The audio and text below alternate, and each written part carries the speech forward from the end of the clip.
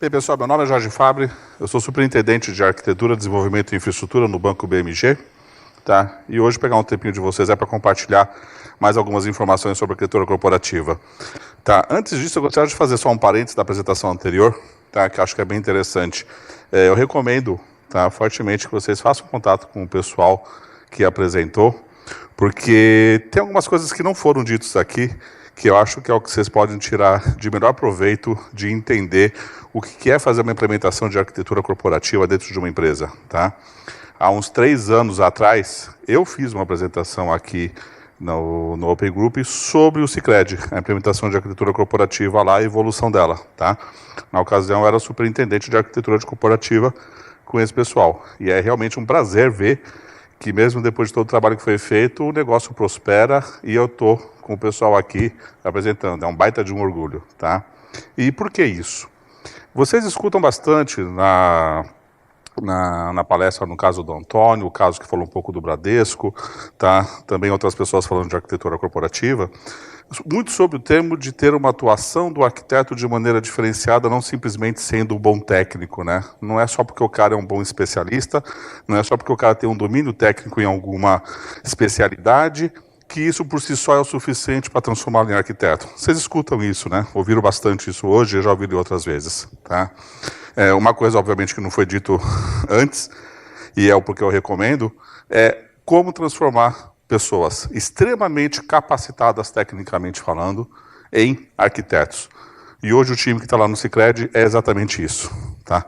Não é uma tarefa fácil, não é uma visão simples você despertar isso, mas depois que você faz isso, assim, a vontade e a energia que o pessoal trabalha para continuar a evoluir, esse é o grande diferencial. Então, como é que eu faço isso? Como é que eu transformo um cara bom, um ótimo técnico em um bom arquiteto? Tá? Como é que eu tenho uma visão de negócio, a visão estratégica, que um comentário que eles fizeram na apresentação do Sicredi, tá? Como é que eu faço isso com meus stakeholders? Tá? Esses stakeholders, gente, no caso que está falando, no caso do Sicredi, eu posso falar isso tranquilamente, eu estou falando que é toda a área de diretoria da empresa, todos os levels, sem exceção. Tá? Antes disso, era uma arquitetura de tecnologia, que tinha o seu valor, mas não conseguia dar a quantidade de insights e influências, literalmente provocando os C-levels do jeito como que está hoje. Então, parabéns pelo pessoal aí e bom caminho aí para frente, tá ok? Tá. Bem, gente, eu não vou falar do BMG, fiquem tranquilos, não por algum item, mas aqui esse ano eu quis compartilhar um pouco com vocês um trabalho que normalmente eu faço. Eu olho muito pela questão dos profissionais em si e do mercado. Tá? Eu não falo simplesmente do processo, sobre quais são as novas implementações que eu posso que se tenha no TOGAF ou algum outro tipo de metodologia. Eu gosto muito de ver o lado humano da brincadeira, porque é o mais difícil. Pelo menos eu tenho dado muito azar, porque contratar arquiteto é difícil. Se vocês estão conseguindo fazer isso com facilidade, por favor, vocês me ajudem depois e me expliquem como que eu posso ter uma contratação efetiva de arquitetos, sejam eles de dados, de sistemas, de tecnologia, de negócio, principalmente, se esses tiverem facilidade de contratar esse, por favor, me ajudem a falar como que a gente faz isso, tá? E, no final, de como que a gente efetivamente consegue ter arquitetos corporativos trabalhando na empresa, tá?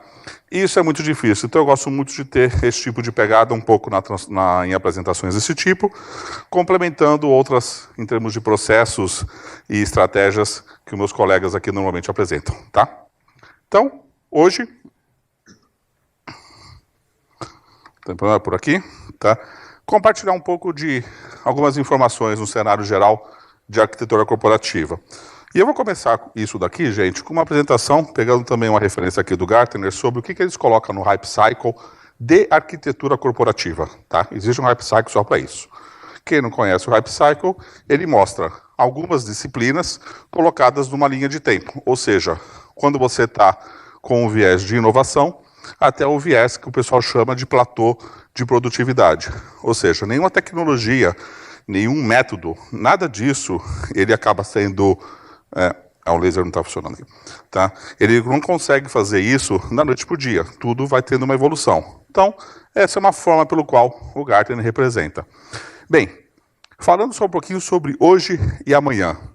O que a gente poderia dividir, o que você encontra hoje normalmente nas empresas, no que diz respeito à arquitetura corporativa, e o que se espera se ter no futuro? Hoje, a gente poderia dizer que a gente encontra alguma coisa nesse tipo de quadrante. Tá? Então, empresas onde que a arquitetura de solução está efetivamente implementada nas empresas, aonde você tem ferramentas ou uma arquitetura corporativa, está resolvido em relação ao seu framework de arquitetura corporativa, tá? E você ter roadmaps de arquitetura bem traçados, esses são os principais pontos aonde hoje você vai encontrar em média no mercado, tá? Nesse caso, gente, eu não estou falando do mercado brasileiro, eu estou falando do mercado geral sobre a adoção de arquitetura corporativa, tá? Uma coisa que é interessante, no Brasil, isso tem mudado de maneira positiva, de maneira significativa. O primeiro exemplo é a quantidade de pessoas que está aqui hoje no evento. Tá? Quem já esteve aqui desde o começo, eu não estou desde o primeiro, que foi há 7 anos atrás, acho que são 5, 6 anos que eu estou, peguei o segundo e o terceiro. Tá? A quantidade de pessoas, a quantidade de empresas interessadas nisso aumentou bastante. Isso é muito interessante. Tá? Por um outro lado, o que também, onde eu consigo sentir muito isso, é na formação ou na requisição que o mercado está tendo de executivos de arquitetura corporativa. A gente fala muito do arquiteto, né? Mas normalmente ele tem algum tipo de gestor, algum tipo de liderança, tá? Isso é uma coisa que dá para perceber muito explicitamente no mercado, tá? Muitas empresas criando essas posições. Porque se eu for criar uma área de arquitetura corporativa, eu começo por onde normalmente? Vou colocar alguém para ser o líder dessa área, e para que essa pessoa consiga depois fazer toda a explanação desse assunto dentro da empresa. Tá? E a quantidade de abordagens que eu tenho recebido, ou que eu fico sabendo de colegas que estão recebendo de novas posições de liderança executiva em arquitetura corporativa, tem aumentado bastante no último ano. Tá? Obviamente, gente, depois desse passo, vem toda a movimentação de criação de times. E é aí que está a oportunidade. Então, é um cenário positivo, acredito, para o Brasil, aquilo que a gente tem, por mais que a gente tenha que ainda desenvolver. Ok? Então, hoje, as empresas, de uma certa forma, estão um pouquinho mais resolvidas nesses assuntos. Ah, Jorge, mas não é o meu caso. Tá? Estou aqui na empresa, estou dando os primeiros passos. Qual que é a recomendação? Corra para que vocês consigam ter esse nível de implementação, principalmente na parte de arquitetura de solução, mais presente no dia a dia. Mas por que arquitetura de solução, se o comentário que teve antes e tudo mais também é da arquitetura corporativa? A arquitetura corporativa também está aqui como sendo principal, tá? Só que ter uma visão de arquitetura corporativa, você consegue fazer num grupo menor. Você fazer isso presente no dia a dia da empresa, isso é mais difícil. E qual que é, dentro dos perfis de arquiteto, que vai fazer o relacionamento com o restante da empresa e que vai dar efetivamente o direcionamento do que tem que ser feito no futuro? Quem faz isso é o arquiteto de solução. Baseado, claro, no que um arquiteto de negócio, baseado no que um arquiteto corporativo está trabalhando, sem dúvida nenhuma. Mas é ele que tem o relacionamento das equipes de desenvolvimento. É ele que tem o relacionamento com boa parte das pessoas que acabam sendo afetadas pelas definições de arquitetura. Tá? Sem o arquiteto de solução, você vai ter um monte de gente trabalhando na salinha. O exemplo que o Átila acabou falando. Tá? Então, é muito importante esse papel estar presente, porque uma definição arquitetônica, por mais que ela seja perfeita, ela não será implementada pela área de arquitetura. Pode ser uma definição de negócio, pode ser uma definição de sistemas, pode ser uma definição de tecnologia, não interessa. A arquitetura pode dar o desenho perfeito, mas ele só vai se materializar quando ele for desenvolvido, quando ele for implementado ou quando seu valor for ser mensurado. Então perceba que é uma área de direção, não de execução. E então você depende da execução de outras áreas. Se você tiver uma área de arquitetura extremamente bem implementada, com uma visão excepcional, mas muito fraca na sua estrutura de arquitetura de solução, que é responsável pelo relacionamento com o restante, você vai ter um bando de gente frustrada. Por que frustrada? Porque vão estar aqueles arquitetos cientes daquilo que ele pode gerar de mudança na empresa, Contudo, é o que vai questionar. Poxa, se o pessoal fizesse isso que a gente está falando, nossa, seria muito bom. Mas acontece, né? Aí tem sempre toda a explicação, tá? A política, a coisa, a situação, tal, financeiro, tem uma série de situações. Só que o arquiteto de solução, se ele estiver muito próximo, conseguindo garantir que aquele direcionamento está sendo entregue, aí a empresa vai enxergar o valor da arquitetura.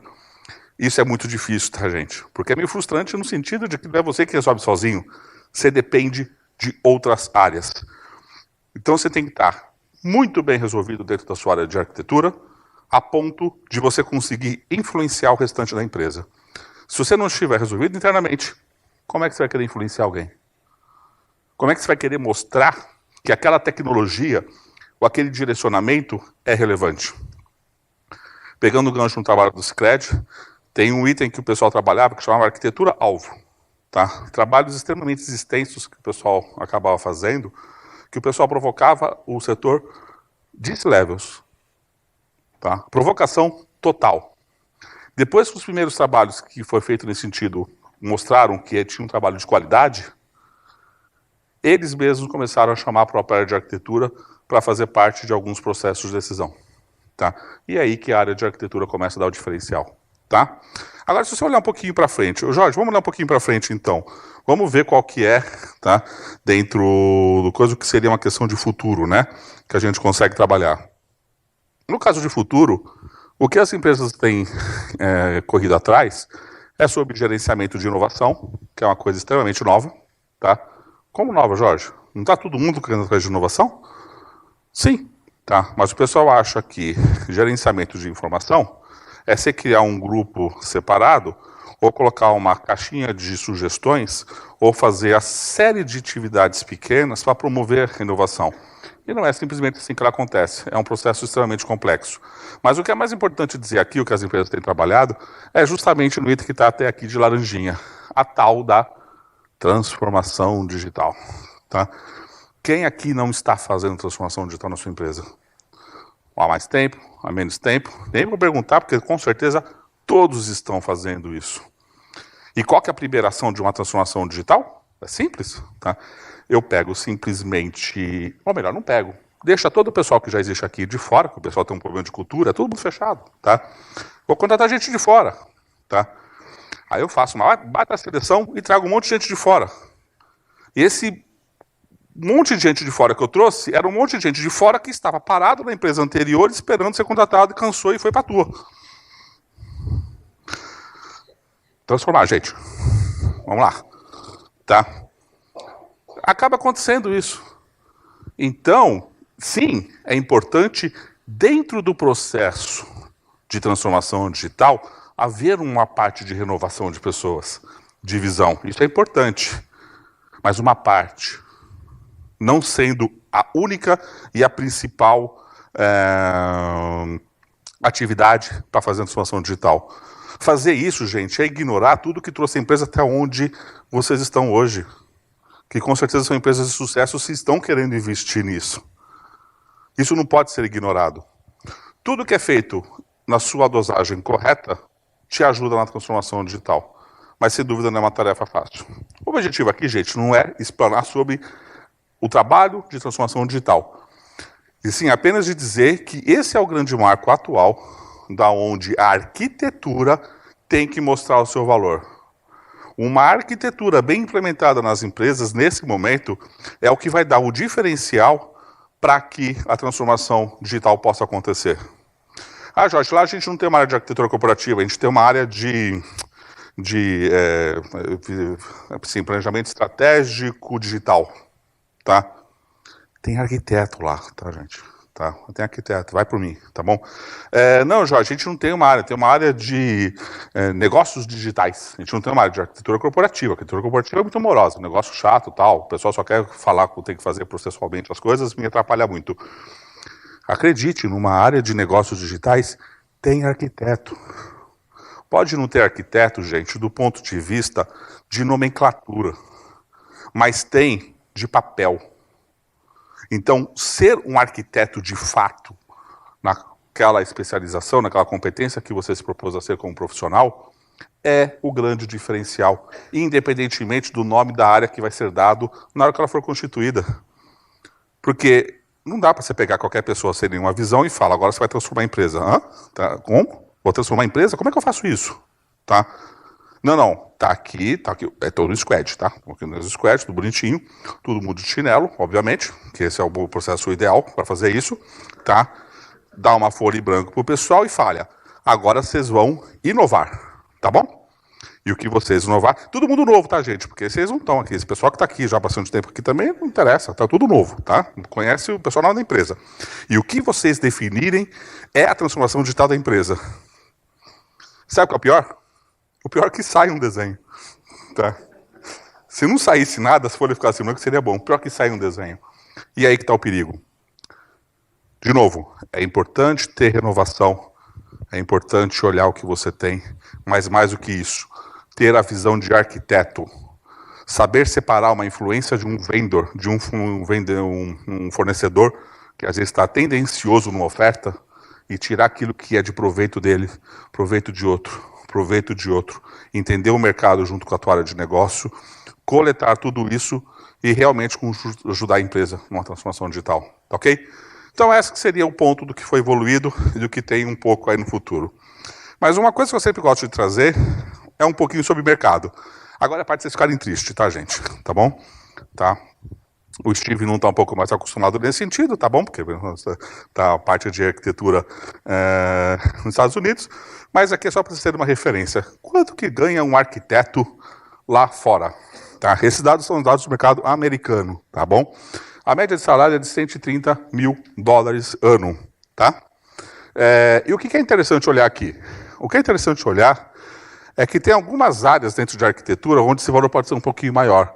Enterprise é a parte de integração, com foco em cloud computing, com foco em integrações, né, SOA ou outras estruturas, em foco em soluções estratégicas ou arquitetura de software.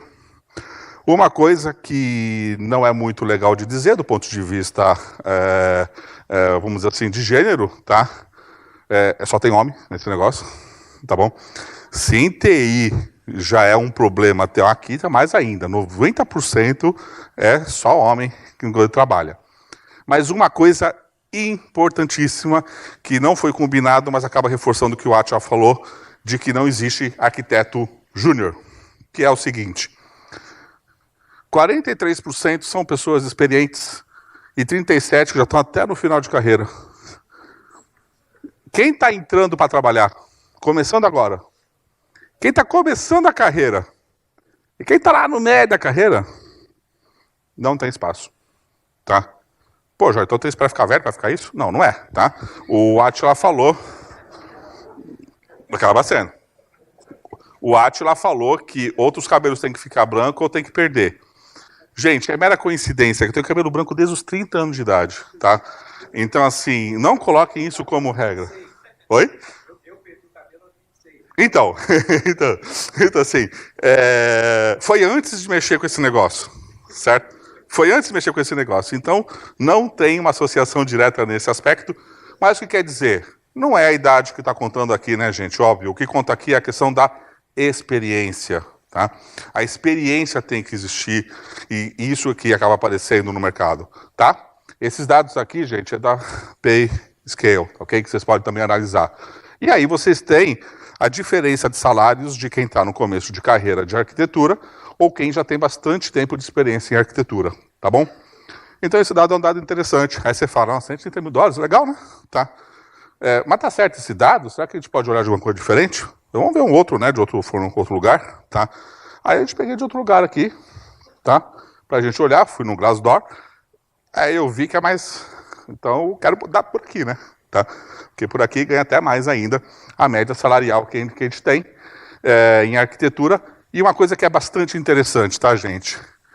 A explicitação do termo arquiteto de negócio. Isso é muito forte quando você olha lá fora. Só que, obviamente, tá, gente, trazer dados de fora e a gente ficar simplesmente falar, legal, mas eu estou aqui, né? Então a gente traz dados também do Brasil. Aí que vem a parte que é legal. Mas só que antes de falar disso, eu vou colocar um outro ponto, vai? Vamos comparar o que tem de salário do arquiteto em relação a outras funções, que nesse momento são aquelas funções, eu chamo de funções sexys, né? Que todo mundo quer ser, tá? Uma delas é de cientista de dados, tá? Eu tenho vários amigos que mudaram de especialistas de BI para cientistas de dados em questões de minutos, tá? Vários, tá? Porque é igual, né? Tá? É igual, não tem muita diferença. Mas, ou seja, é uma área extremamente concorrida, dificílimo de você contratar gente, tá? Estou precisando, a propósito, alguém precisar lá na empresa, tá bom? Arquiteto também, tá? Assim, tem salários que chegam a salários, obviamente, bons, mas ainda compatíveis com o de arquiteto corporativo. Desenvolvedor web na faixa de $60 mil e a parte de desenvolvedor de mobile, $95 mil. Isso aqui é uma média, tá, gente, que o pessoal faz nesses sites. Existem muito mais dados. Eu até aconselho vocês olharem, é bem interessante vocês olharem, tá? No caso do Brasil, a gente não tem uma amostragem tão grande quanto tem nos Estados Unidos. Mas no caso do Brasil, a gente tem um negócio desse aqui. R$13.400 por mês, tá? A média é um pouco diferente. Aí você fala, Jorge, quanto que dá isso mais ou menos, tá? Fazendo uma equivalência que tem que ser justo, porque nos Estados Unidos o valor anual é valor anual e aquilo, férias, tal, um terceiro, coisa assim, de garantia. Cara, é isso aqui, tá? O valor anual acabou, né? No nosso caso, o equivalente disso é alguma coisa em torno de $60 mil, tá? Então, alguém com esse salário, com o que a gente tem 13º, considerando aquela média de additional cash, tá, que está lá, colocando a média, não valores maiores ou menores, nós temos uma referência de $60 mil. Que não está errado, tá, gente, do que você vai encontrar em qualquer outra profissão, tá? Em qualquer outra profissão. Desenvolvedores têm essas diferenças, sim, de preços, tá? Na Índia, que você tem valores extremamente mais baixos, Estados Unidos e Reino Unido você tem valores mais altos, e você tem o Brasil no meio termo dessa brincadeira, tá? Na Índia, para você ter noção, nós somos os Estados Unidos, se comparar com a Índia em termos de remuneração como arquiteto corporativo, tá? Então, acho que são dados interessantes, só para poder passar para vocês. Aí você fala, Jorge, mas o que é um salário de 13, 14 mil reais, mais ou menos em média? Comparem vocês naquilo que vocês têm, do que é um desenvolvedor, do que é uma coisa, lembrando, isso aqui é uma média, tá, gente? Tá? É um salário significativo, considerando que, com experiências adicionais, você chega a ter arquitetos com 31 mil reais por mês, tá? E não é fácil você contratar esse pessoal, muitas vezes você tem que formar. Mas aqui fica só um compartilhamento dessa informação para vocês entenderem também como é que está esse mercado, tá? O que é importante olhar aqui também? Olhar também aqui o que tem acontecido de bom nas empresas, tá? A adoção em organogramas. Aquele exemplo que eu falei no começo, que tem muitas posições executivas sendo criadas nas empresas, tá? Isso é bacana, isso mostra que está crescendo, tá? Salários e exposição, talvez é algo que tenha que ser trabalhado. Não adianta eu criar essa área se eu não dar a exposição dessa área para mostrar o seu valor, tá? Aumento de aprendizagem. O fato da gente estar aqui e a quantidade de pessoas interessadas em detalhar esse assunto está muito interessante, o que você tem encontrado no mercado. Contudo, você ainda tem um problema muito sério de falta de qualificação, tá? A maioria dos arquitetos que você encontra são pessoas excelentes técnicos em outras áreas que resolvem virar arquitetos. Se não tiver alguém na área de arquitetura, seja o gestor ou outra pessoa, com esse cuidado para formar de fato um arquiteto, você vai ter um montão de área técnica, você vai conseguir fazer apenas arquitetura de TI, não que isso seja apenas, mas você vai estar fora do planejamento estratégico, que é tudo que vocês têm escutado aqui hoje em dia, ok? Compreensão da necessidade, hoje o pessoal entende que é necessário o trabalho do arquiteto, ter uma visão estratégica e ser um diferencial na arquitetura digital. Esse é o ponto positivo. Contudo, gente, às vezes o espaço limitado de atuação e só a visão técnica também é negativo na diferenciação da estratégia digital. Então, se os arquitetos do time de vocês estiverem nessa situação, provavelmente ele não vai ajudar nisso. Se o arquiteto de vocês estiverem nessa situação, ele vai conseguir contribuir com isso de maneira efetiva. Tudo bem? Tá? Pois bem, tendo isso, aí é só a marcação mais ou menos dos valores que eu tinha colocado. Isso aqui é um item do Gartner que eu gostaria de compartilhar com vocês, que é um quadro que eu acho bem interessante. Que ele mostra quais são as preocupações que tem que ter nos próximos 2 a 5 anos também com a arquitetura, ou seja, falando agora especificamente, exclusivamente de futuro sobre isso. Tá?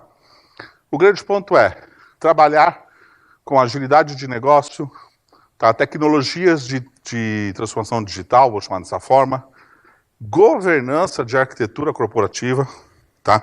Não governança, aquele nome chato de ficar definindo processos, tá, gente? E sim de você ter isso funcionando de uma maneira, vamos dizer assim, unificada com todos os tipos de arquiteto para dar o diferencial que você busca na empresa, tá? Innovation Management, lembra que o Innovation Management lá no Hype Cycle estava na parte ainda de, assim, inicial, tá?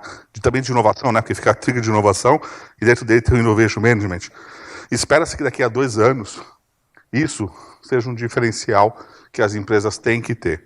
Se isso não acontecer, gente, vocês vão estar sempre... Eu vou deixar por 1 minuto aquela questão que você pode estar fora do mercado e você tem um problema mais sério da empresa, tal, receita, coisas do gênero.